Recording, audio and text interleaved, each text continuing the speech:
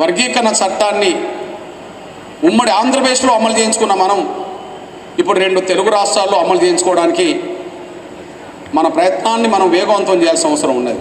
అందరికంటే ముందు దేశంలో వర్గీకరణ అమలు చేసే మొదటి రాష్ట్రంగా మేమే ఉంటామని చెప్పి తెలంగాణ రాష్ట్ర ముఖ్యమంత్రి సోదరులు రేవంత్ రెడ్డి గారు ప్రకటన చేశారు.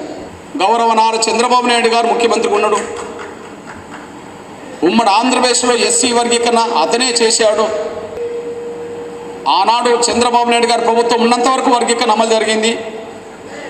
కాంగ్రెస్ ప్రభుత్వం రాగానే సుప్రీంకోర్టు సాంకేతిక కారణాలతో రాష్ట్రాలకు అధికారం లేదనే పేరుతో ఉమ్మడి ఆంధ్రప్రదేశ్లో కాంగ్రెస్ పరిపాలిస్తున్న రోజుల్లో, కేంద్రంలో కాంగ్రెస్ పరిపాలిస్తున్న రోజుల్లో సాంకేతిక కారణాలు సాకు చూపెట్టి వర్గీకరణ రద్దు చేయడం జరిగింది.